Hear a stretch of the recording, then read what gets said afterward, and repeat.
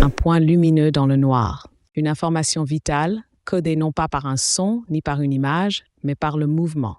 Une danse complexe, exécutée avec une précision mathématique pour guider des milliers d'individus vers une ressource lointaine.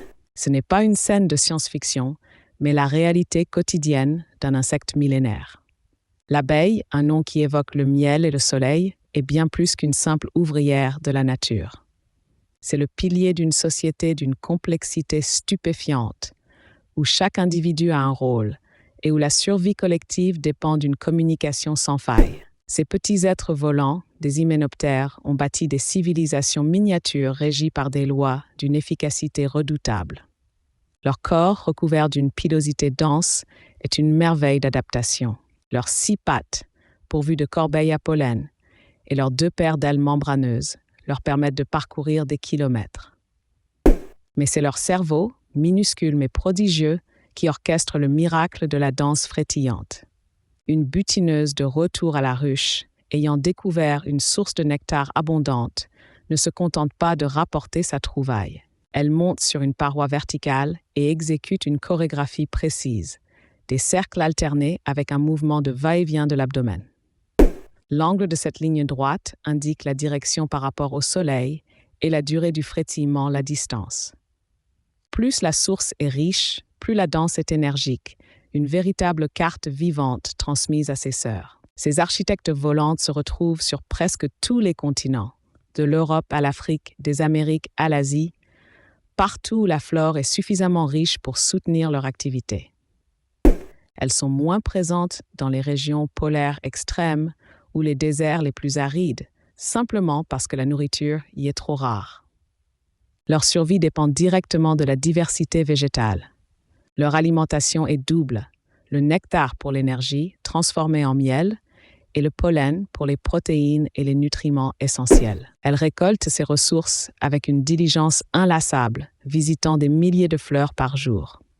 Cette frénésie n'est pas un caprice, mais une nécessité absolue pour la survie de la colonie, qui peut compter des dizaines de milliers d'individus. La reproduction est l'affaire d'une seule, la reine.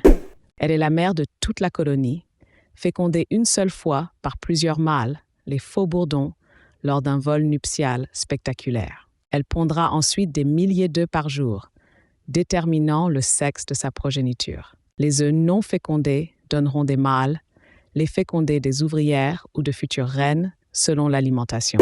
Il n'y a pas de soin parental direct des jeunes par la reine. Ce sont les ouvrières qui nourrissent et élèvent les larves, assurant la pérennité de la dynastie. Le rôle de l'abeille dans la nature dépasse de loin la production de miel. En transportant le pollen de fleur en fleur, elle assure la pollinisation d'un tiers de nos cultures alimentaires et d'innombrables plantes sauvages.